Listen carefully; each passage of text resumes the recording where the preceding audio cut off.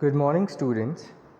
आज हम EE 207 power system first की unit third hydro electric power plant के बारे में पढ़ेंगे, जिसके अंदर हमें इसके कंस्ट्रक्शन, इसके अंदर कौन सी टरबाइन यूज़ होती है, ये किस तरह से काम करता है, उसके बारे में हमें यहाँ डिटेल में पढ़ना है। जैसे कि आप डायग्राम के अंदर देख रहे हैं, यहाँ पर सामने आपको एक डैम नज़र आ रहा है जिसके पीछे रिजर्वॉयर है, और साइड में आपको यहाँ पर हमने इलेक्ट्रिसिटी जनरेशन के लिए प्लांट बना रखा है। जो साइड में आपको दिख रहा है वो इलेक्ट्रिसिटी जनरेशन के लिए प्लांट है। तो हम किस तरह से यहाँ पर इलेक्ट्रिसिटी को जनरेट करते हैं, ये हमें इसमें देखना है। हाइड्रो इलेक्ट्रिक पावर प्लांट, तो क्या क्या चीज़ें हैं जो हम इसके अंदर पढ़ेंगे। सबसे पहले इसकी definition of hydro electric power plant, basic principle of hydro electric power plant, site selection of hydro electric power plant. फिर हम कुछ डेफिनेशंस पढ़ेंगे जो कि कभी कभी एग्ज़ाम में आज पूछी जा सकती हैं, जैसे हाइड्रोलॉजी, सरफेस रन ऑफ, ये सब आपसे पूछ सकते हैं। नेक्स्ट है schematic arrangement of hydro electric power plant, functions of different components used in hydroelectric power plant, classification of hydroelectric power plant, types of turbine, generator used in hydroelectric power plants, advantages and disadvantages of hydroelectric power plant। तो ये हमारे पास 10 topics हैं जो इसके अंदर हम detail में पढ़ेंगे। तो देखिए डेफिनेशन क्या कहती है। A generating station which utilizes the potential energy of water at a high level for generation of electrical energy is known as hydroelectric power plant। तो वो पावर प्लांट जो कि पोटेंशियल एनर्जी को यूज़ करता है, वाटर की जो potential energy है उसको यूज़ करता है जिससे कि वो इलेक्ट्रिकल एनर्जी जनरेट कर सके, ऐसे पावर प्लांट को हम हाइड्रोइलेक्ट्रिक पावर प्लांट कहते हैं। देखिए इसका प्रिंसिपल, बेसिक प्रिंसिपल क्या है। इनिशियली जब वाटर स्टोर होता है रिजर्वॉयर के अंदर, तो वो एक हाइट पे स्टोर किया जाता है। Because of that height potential energy हमारे वाटर में स्टोर हो जाती है। नेक्स्ट उसको फिर हम पास करवाते हैं टरबाइन से, तब वो कन्वर्ट हो जाती है काइनेटिक एनर्जी। मतलब जो फ्लो ऑफ वाटर है, पोटेंशियल एनर्जी किस में है, रुके हुए पानी में। नेक्स्ट जब वाटर फ्लो करेगा तो वो कन्वर्ट हो जाएगी काइनेटिक एनर्जी में। उस काइनेटिक एनर्जी का इस्तेमाल हम करते हैं हमारी टरबाइन को रोटेट करने के लिए, जिसको हम मैकेनिकल एनर्जी कहते हैं। और उसके बाद वो फाइनली कन्वर्ट होती है with the help of generator, क्योंकि जनरेटर टरबाइन से कपल्ड है, इसलिए वहाँ से आपको इलेक्ट्रिकल एनर्जी डेवलप हो जाती है। देखिए क्या लिखा है। We know that water is stored in dam by using rain water. This stored water contains potential energy and due to height or head of dam. When this water is flowed towards turbine, at that time the kinetic energy is converted into mechanical energy. The turbine or prime mover is mechanically coupled with generator. Whenever turbine starts to rotate with the help of high pressure water, automatically generator starts to rotate and it produces an electrical energy. तो ये मैं आपको हिंदी में पहले भी समझा चुका हूँ अभी। नेक्स्ट है site selection of hydro electric power plant. तो हम हाइड्रो इलेक्ट्रिक पावर प्लांट को कहाँ बनाएंगे, बहुत ही इंपॉर्टेंट बात है। आप हर जगह हाइड्रो इलेक्ट्रिक पावर प्लांट को नहीं बना सकते। सबसे पहले तो आपको ये देखना पड़ेगा वहाँ प्लेंटी अमाउंट ऑफ वाटर होना चाहिए। तो प्लेंटी अमाउंट ऑफ वाटर, एक तो वहाँ पर रेन होनी चाहिए, प्लेंटी बहुत ज़्यादा अबेंडेंस ऑफ रेन होना चाहिए, बहुत रेन हो वहाँ पर। और दूसरा अबेंडेंस ऑफ वाटर होना चाहिए, मतलब वहाँ पर कोई ना कोई रिवर फ्लो होनी ज़रूरी है। देखिए एज वी नो दैट, सबसे पहला पॉइंट है quantity of water required. As we know that hydro electric power plant totally runs on water, so the ample quantity of water is continuously available throughout the year. ये बहुत ज़्यादा important बात है। Next, hilly areas are required. Hilly areas इसलिए required होते हैं क्योंकि यहाँ पर हम जो पानी है उसको ईजिली स्टोर कर सकते हैं। पानी धरती के अंदर नहीं जाता है बिकॉज ऑफ द रॉक्स। जब नीचे रॉक्स होंगे तो पानी नीचे नहीं जाएगा, वो ऊपर सतह पर ही रहेगा। इससे हम जो पानी है उसको ज़्यादा से ज़्यादा स्टोर कर सकते हैं। और दूसरी बात कि अगर हम हिली एरियाज़ में वाटर डैम्स को बनाते हैं तो उससे ये भी फ़ायदा होगा कि हमें हाइट आराम से ईजिली मिल जाएगी। देखिए, for storage of ample quantity of water both sides of the dams, hilly areas और strong mountains required for the storage of water. ठीक है, और दूसरी बात मैंने आपको बताई, इससे आपको हाइट भी मिल जाएगी। थर्ड है सिविल वर्क। ऐसी जगह बनाएंगे जहाँ पर जो सिविल वर्क है वो ईजिली कर सके, मतलब जो फाउंडेशन हम बनाएंगे वो बिल्कुल अच्छे से बन जाए। ऐसी मिट्टी नहीं होनी चाहिए कि आपने फाउंडेशन बनाई और वो थोड़े दिनों में ढह जाए। It's should have a strong foundation or the cost of the foundation should be as low as the possible। और ये भी इम्पॉर्टेंट है भाई, आपने ऐसी जगह पर बना रहे हो जहाँ पर बहुत ही सेडिमेंट्री रॉक्स हैं या फिर बहुत ज़्यादा सिर्फ मिट्टी रेतीला इलाका है, यहाँ पर अगर आप डैम बनाते हैं तो आपको फाउंडेशन की कॉस्ट बहुत ज़्यादा लगेगी अगर आप वहाँ बनाते हैं, तो इस बात का हमें ज़रूर से ध्यान रखना चाहिए। नेक्स्ट है लार्ज कैचमेंट एरिया। फिर वही बात, वाटर को हमें स्टोर करना है। अगर लार्ज कैचमेंट एरिया होगा तो अलग बहुत सारे तरफ से हमारा पानी इजीली स्टोर हमारे पास एम्पल क्वांटिटी में हो जाएगा। नेक्स्ट है transportation facilities. For workers and civil materials required better transportation facilities. तो ट्रांसपोर्टेशन फैसिलिटीज़ होना ज़रूरी है। नेक्स्ट है near to the load centre. To reduce the cost of transmission and distribution, the plant should be located near to load center। तो plant कहाँ located होना चाहिए? Load centre के पास प्लांट लोकेटेड होना ज़रूरी है, जिससे कि उसके ट्रांसमिशन एंड डिस्ट्रीब्यूशन लॉसेस जो हैं वो कम हो जाएं। बट हम बहुत ज़्यादा पास भी नहीं बना सकते कि आपने बिल्कुल ही पास में बना दिया, तो सब चीज़ें आपको ध्यान रखनी बहुत ज़रूरी है। नेक्स्ट है अवेलेबिलिटी ऑफ मटेरियल।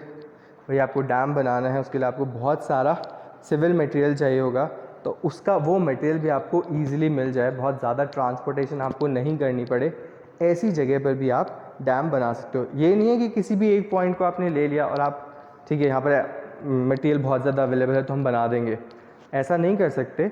आपको हर पॉइंट को कंसिडर करके ही वो साइट सेलेक्ट करनी होती है। Area free from earthquake. ऐसी जगह बनाते हैं जहाँ पर अर्थक्वेक्स बहुत कम आती हों, फ्लड्स जो है वो बहुत कम आती हों, ऐसी जगहों पर हम पावर प्लांट को बनाते हैं।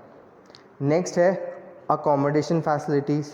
जो लोग वहाँ रहेंगे उनके लिए अकोमोडेशन फैसिलिटीज़ भी आप इजीली प्रोवाइड कर सकें। ऐसा नहीं हो कि आप कहीं जंगल में या पहाड़ के ऊपर ही प्लांट बनाते जहाँ पर लोग नहीं रह सकें और फिर उनको बहुत ज़्यादा ट्रैवल करना पड़े। इस बात का भी हम ज़रूर से ध्यान रखते हैं। और फ्यूचर एक्सपेंशन कि आप किस तरह से अपने प्लांट को और बड़ा कर सकते हैं, ये सब बातों का हमें ज़रूर से ध्यान रखना होता है जब भी हम कोई भी पावर प्लांट को के लिए जगह सेलेक्ट करते हैं। नेक्स्ट है, मैंने आपको बात की थी कुछ डेफिनेशंस की जो आपके एग्ज़ाम में आती है। लास्ट टाइम आपसे क्वेश्चन पूछा गया था व्हाट इज़ हाइड्रोलॉजी, तो इसलिए हम ये कुछ डेफिनेशंस हैं जिनको हम देख लेते हैं।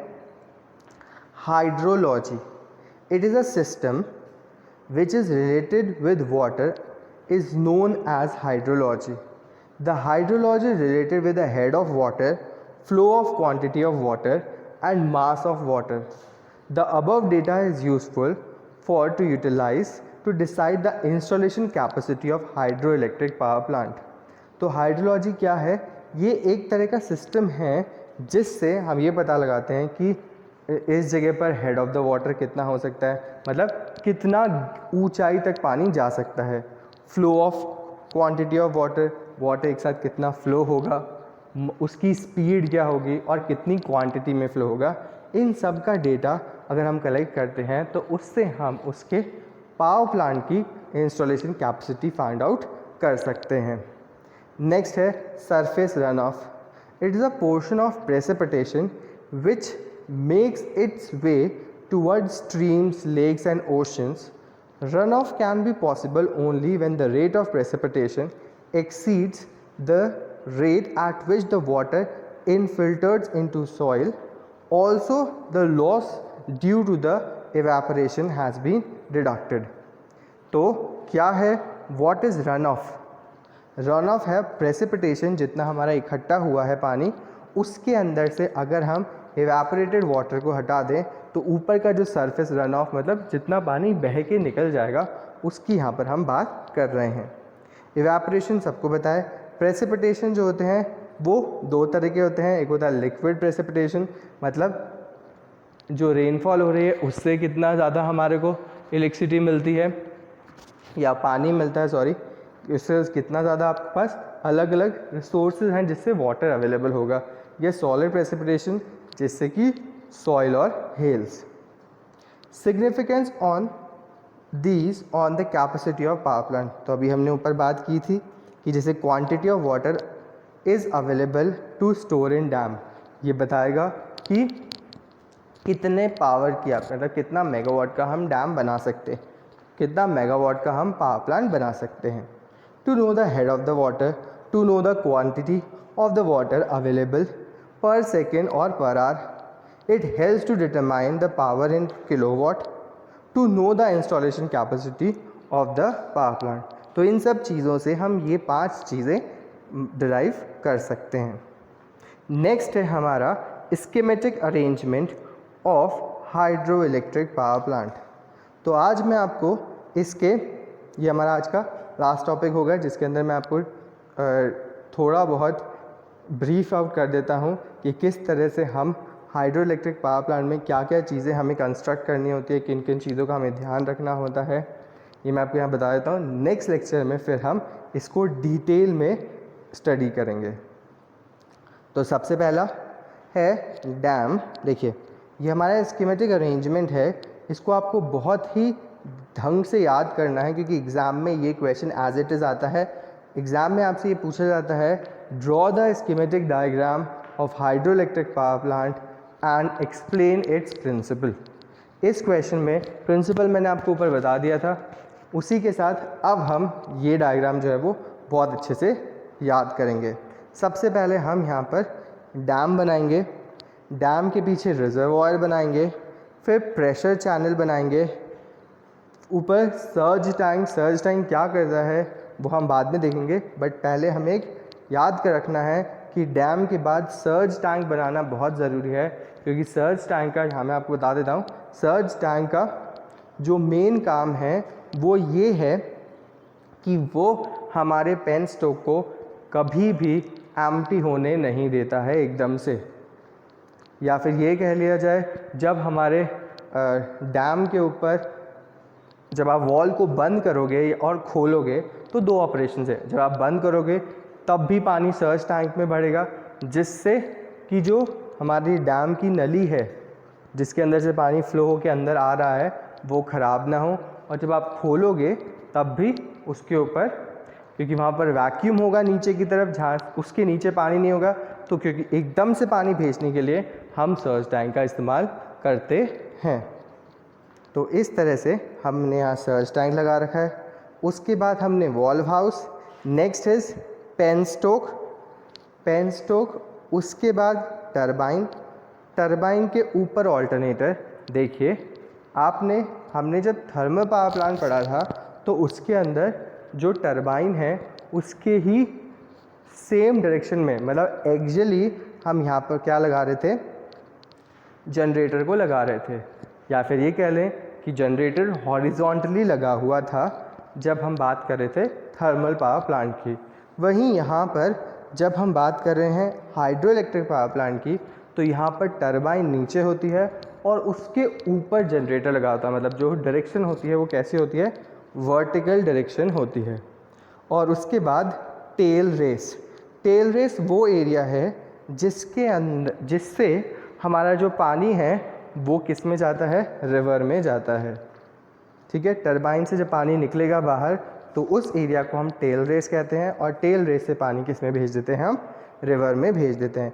तो आप एक बार और ये डायग्राम को ढंग से देख लें। सबसे पहले डैम, फिर pressure channel, surge tank, penstock, valve house, generator and alternator. अब मैं आपको इसका इनसाइड डायग्राम किस तरह से होता है वो भी आप यहाँ देख लीजिए। देखिए यहाँ पर कंट्रोल गेट्स बना रखे हैं, जैसे आपको यहाँ दिख रहे हैं कंट्रोल गेट्स। ये गेट्स क्या करते हैं, जब हमें जनरेशन करना हो इलेक्ट्रिसिटी का तब हम इस गेट्स को ओपन करते हैं, और जब हमें इसे जनरेशन नहीं करना हो तब हम इसे क्लोज़ करते हैं। तो हाइड्रो इलेक्ट्रिक पावर प्लांट जो है उसका हम दो तरह से यूज़ कर सकते हैं। एज अ बेस लोड, जो बेस लोड प्लांट्स हैं वो कंटिन्यूसली रन करते हैं, और एज अ पीक लोड, जब हमें ज़रूरत हो तो हम उसमें से ज़्यादा फ्लो ऑफ वाटर कर दें। तो आज का लेक्चर हम यहीं ख़त्म करते हैं।